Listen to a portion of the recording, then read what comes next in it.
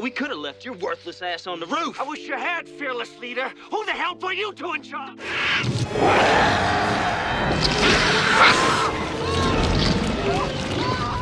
Part monster movie, part comedy, and part Western, Tremors, 1990, became a cult classic by turning underground creatures called Graboids into one of the most memorable movie monsters of the decade. Starring Kevin Bacon, Fred Ward, and Michael Gross, the film blended thrills, laughs, and scares in a way few expected. While it wasn't a huge hit at the box office, home video turned Tremors into a beloved franchise. Behind the worms and wild action, the making of Tremors was full of surprising stories and bizarre details.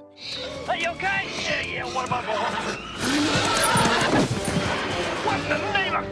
Here are 20 shocking facts that'll blow your mind about Tremors, 1990. Number 1. The premise came during a rocky hike. The idea for Tremors first struck screenwriter S.S. Wilson while he was hiking through the desert. Surrounded by towering rocks and endless sand, he suddenly imagined what it would be like if something underground was hunting him. The mental image of being trapped on top of a rock, unable to touch the ground for fear of what lurked below, became the seed of the story. Wilson shared the idea with his writing partner Brent Maddock, and together they developed it into a monster movie with a twist: creatures that attacked from beneath the earth. What started as a daydream during a hike evolved into one of the most inventive horror comedies of the 1990s, spawning a cult following and an entire franchise. Sometimes the best ideas don't come in a studio, but out in the wilderness. Looks like the one that grabbed our truck. Where the hell's your truck? Mine's right over there.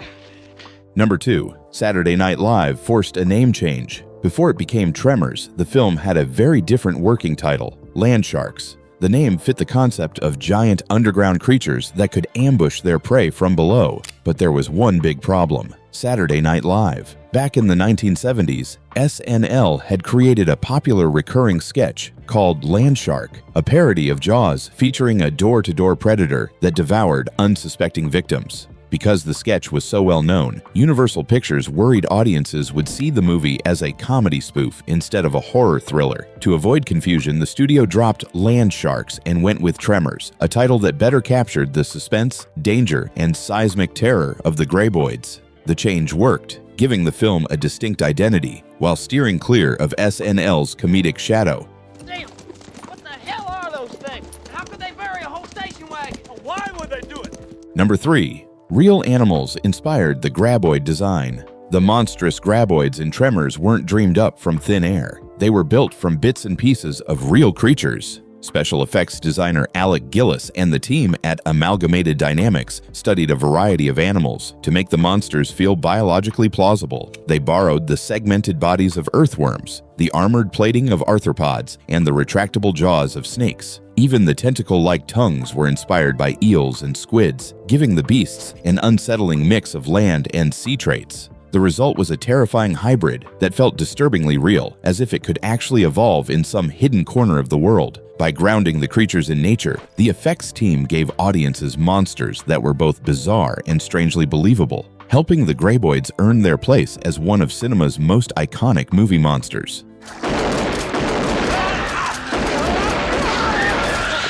Number 4. Tremors, Gladiator, and Iron Man share a key filming location. The dusty desert town of Perfection in Tremors may have looked remote, but its backdrop has appeared in some of Hollywood's biggest productions. The film was shot largely in Lone Pine, California, near the Alabama hills, a striking landscape of rugged rock formations and wide-open desert. This location has been a favorite of filmmakers for decades. After serving as home to the Graboids in Tremors, 1990, it later became the site of gladiatorial battles in Ridley Scott's Gladiator, 2000, and the testing grounds for Tony Stark's first Iron Man suit in Iron Man, 2008. The Alabama hills have doubled for everything from the American West to alien planets, making them one of the most versatile filming spots in cinema. For Tremors, though, the setting helped cement the feeling of isolation and gave the Graboids the perfect hunting ground.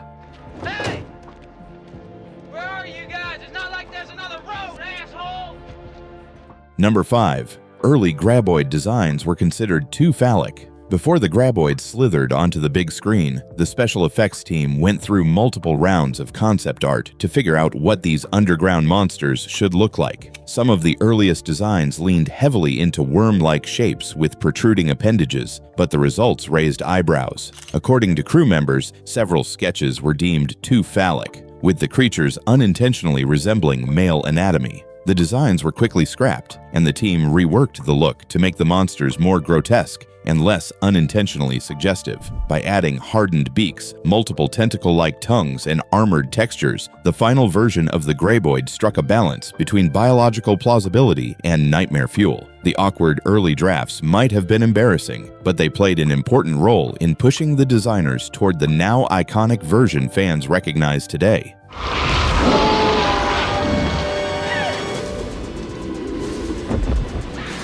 If you're enjoying this so far, hit that like button and subscribe for more awesome movie facts, and tell us in the comments, what movie brings you the most nostalgia and which one should we cover next? Number 6. Tremors used its one allowed F-bomb. Like many PG-13 films, Tremors had to walk a fine line with language. The MPAA ratings board typically allows just one use of the F-word in a PG-13 movie, and the filmmakers decided to make theirs count. The honor went to Kevin Bacon, whose character Valentine shouts, "F*** you," at a Graboid during one of the film's climactic moments. The line not only fit the tension perfectly, but also gave the audience a cathartic laugh in the middle of the chaos. It became one of the film's most memorable quotes, striking a balance between comedy and intensity. Without that single F-bomb, the film might have lost some of its edge. Instead, it's remembered as one of the cleverest uses of PG-13's language allowance in monster movie history. Well, all right. We just roll on out of here. We've got a plan. Number 7. The origins of the Graboids were left a mystery. Unlike many monster movies that explain their creatures with science experiments gone wrong or alien invasions, Tremors took a different approach. Writers S.S. Wilson and Brent Maddock decided it would feel more realistic and scarier if the Graboids' origins were never revealed. In the film, characters speculate about what the creatures might be, tossing out ideas ranging from prehistoric survivors to government experiments, but no clear answer is ever given. Wilson and Maddock believe that not knowing made the monsters more unsettling, because nature itself is often mysterious and unpredictable. The choice also grounded the movie, keeping it from veering into campy science fiction. Fans have debated the creature's origins for decades, but the filmmakers have stuck by their decision. Sometimes the scariest explanation is no explanation at all, leaving audiences to wonder what might still lurk underground. Earl, everybody knows about them. We just didn't tell you. Oh, hell, man, no one ever saw anything like this. Number 8. Tremors was Reba McEntire's first movie. Before becoming a country music superstar and later a sitcom star, Reba McEntire made her big screen debut in Tremors, 1990. Cast as Heather Gummer, the gun-loving survivalist wife of Michael Gross's character Bert, McEntire brought both humor and toughness to the role. Despite being new to acting, she impressed the crew with her professionalism and her natural chemistry with Gross. Reba later admitted she took the part because it sounded fun and gave her a chance to try something outside of music. Her performance quickly made her a fan favorite, and Heather became one of the film's standout characters. While McEntire eventually focused more on her music and television career, Tremors gave her an unexpected start in movies and showed she could hold her own alongside veteran actors in a cult classic. My first time in the actual movie business, and it's been quite an experience. I've really enjoyed it. Number 9. Only one full-size Graboid was ever built. Though the film features multiple Graboids terrorizing the town of Perfection, the effects team only built a single full-length Graboid model for filming. Constructing such a massive creature was expensive and time-consuming, so Amalgamated Dynamics focused on perfecting one detailed version that could be shot from multiple angles. Clever camera work, miniature models, and partial animatronic pieces created the illusion that there were many monsters lurking underground. For instance, close-ups often used only the head or tentacle sections, while wide shots employed miniatures or puppets. By combining all these techniques, the filmmakers stretched their limited budget while still delivering convincing scares. The decision proved effective. Audiences never suspected they were really seeing the same creature redressed for different shots. That single full-scale Graboid remains one of the most famous practical monster builds of the 1990s. There's a lot of mines and stuff around here. You don't want to fall in. Number 10. The car scene was originally more graphic. One of the most memorable early moments in Tremors is when a couple in their car falls victim to the Graboids. In the finished film, the attack is mostly implied. The car sinks into the ground and is later found half buried, but the original script called for something much more graphic. Early drafts described the creatures tearing through the car, with the couple violently killed on screen. The filmmakers later decided to tone it down, worried that too much gore would push the film into R-rated territory and clash with its lighter, comedic tone. By pulling back and leaving more to the imagination, the scene became creepier and more suspenseful, proving that sometimes restraint can be scarier than explicit detail. The toned-down version helped Tremors maintain its balance of thrills, laughs, and monster mayhem.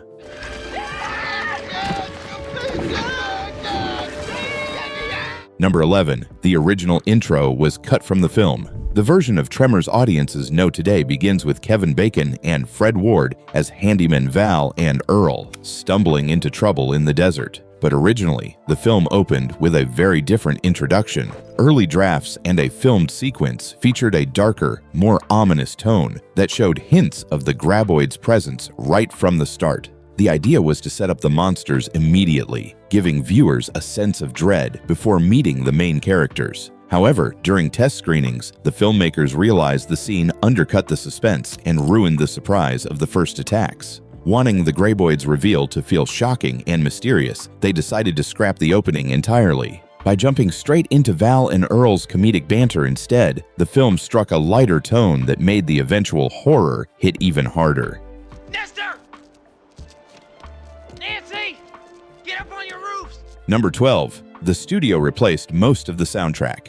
Originally, Tremors featured a very different score. Composer Ernest Troost had created a quirky, offbeat soundtrack that matched the film's mix of horror and comedy. But when the studio heard it, executives worried it didn't feel dramatic enough for a monster movie. They decided to replace most of Troost's work with a more traditional orchestral score by composer Robert Folk, best known for the Police Academy films. Only a handful of Troost's original cues survived in the final cut. While Folk's music added tension and scale, some fans believe Troost's quirky approach might have highlighted the film's playful tone even better. They dug a trap. I can't believe it. Number 13. Michael Gross started Tremors right after Family Ties. Michael Gross made one of the most dramatic career shifts in television and film history, the day after filming wrapped on the wholesome sitcom Family Ties, where he played the kind-hearted Stephen Keaton. Gross was on set for Tremors. His new role couldn't have been more different. Burt Gummer, a gun-loving, doomsday prepping survivalist who became the franchise's breakout character. Gross threw himself into the part, and audiences loved the contrast. Burt's paranoia, arsenal of weapons, and unexpected heroism turned him into a fan favorite. Gross has since appeared in nearly every Tremors sequel, carrying the franchise for decades. Even today, he remains the face of the series, proving how one performance can completely redefine a career. From sitcom dad to monster slayer, Gross pulled off a transformation few actors could match. We got the cliffs to the north, mountains to the east and the west. Number 14. Tremors gave Kevin Bacon sleepwalking nightmares. Filming Tremors took a real toll on Kevin Bacon, both physically and mentally. The grueling desert shoot left him exhausted, but the film's tense atmosphere followed him home at night. Bacon later admitted that while making the movie, he began having intense nightmares that caused him to sleepwalk. In his dreams, he imagined being chased or trapped by the underground monsters, only to wake up disoriented in the middle of the night. The stress of carrying a demanding shoot, combined with the claustrophobic idea of being hunted from below, made the experience unforgettable for him. Ironically, the same elements that gave Bacon nightmares were what made Tremors so effective, turning the Graboids into one of the most terrifying yet entertaining creatures in monster movie history. Now this is low. We have got to set our sights a little bit higher. Number 15. Director Ron Underwood almost became a stunt double. During the chaotic production of Tremors, director Ron Underwood nearly found himself stepping in front of the camera, not as a cameo, but as a stunt double. At one point, the crew needed a female stunt performer for a specific shot, but the right double wasn't immediately available. In a pinch, Underwood jokingly offered to don the costume and wig to fill in. Though he never actually performed the stunt, the moment became a running joke on set, with cast and crew teasing the director about his almost debut as a female double. The story highlighted the scrappy anything-goes spirit of the production, where everyone pitched in to make the low-budget monster movie come alive. Fortunately, a proper stunt woman was secured, and Underwood remained safely behind the camera where he belonged. Get additional shots of the creature that we thought would be helpful for telling the story. Number 16. The ending was changed after test screenings. The original ending of Tremors was much darker and more subdued. In it, Kevin Bacon's character, Valentine, simply left town without ever confessing his feelings for Rhonda, the seismologist played by Finn Carter. When test audiences saw this version, they were disappointed. The lack of romance felt unsatisfying after all the danger and teamwork the characters had endured. Based on that feedback, the filmmakers reshot the ending to include a kiss between Val and Rhonda, giving the story a more hopeful resolution. The change proved crucial, leaving audiences on a high note and strengthening the film's balance of humor, horror, and heart. Instead of walking away quietly, Valentine got his moment of triumph against both the Graboids and his own fears. The revised ending helped Tremors achieve its cult classic status with fans. It's all pretty exciting, huh? There's gonna be major research, and I'm gonna be in on it. Number 17. Sci-Fi gave the Graboids a scientific name. Years after Tremors became a cult classic, the Sci-Fi Channel revisited the franchise and decided to add a touch of science to the legendary monsters. In promotional material, the network gave the Graboids a faux Latin name, Caterus americana. The tongue-in-cheek classification made the creatures sound like genuine biological discoveries, complete with a genus and species. While obviously not official, the move added to the fun of imagining Graboids as real animals lurking beneath the desert. Fans embraced the joke, and the name has since popped up in Tremors lore, cementing itself as part of the franchise's mythology. Get him off, it'll suck that truck down. Number 18. Tremors has an exhibit at the Museum of Western Film History. Fans of Tremors can actually get up close to the Graboids. The Museum of Western Film History in Lone Pine, California, where much of the movie was filmed, hosts a permanent exhibit dedicated to the cult classic. Visitors can see original props, behind-the-scenes photos, and even parts of the full-size Graboid model used during production. The museum celebrates Tremors alongside legendary westerns shot in the same area, showing how the film blended horror, comedy, and Western aesthetics into something unique. For fans making the trek to Lone Pine, it's a chance to step right into the dusty world of perfection. Come on, Earl. Now this is low. We have got to set our sights a little bit higher. Number 19. Other big names were considered for Val McKee. Before Kevin Bacon landed the role of Valentine Val McKee, several other actors were in the running. Bill Paxton, Matthew Modine, and Bruce Campbell were all considered for the part. Each would have given Val a different flavor: Paxton's relatable charm, Modine's intensity, or Campbell's quirky bravado. In the end, Bacon was chosen, and his easy chemistry with Fred Ward became one of the film's strongest assets. While fans can only speculate how the movie might have looked with someone else, it's hard to picture Tremors without Bacon leading the fight against the underground monsters. Hey, wake up! Now look!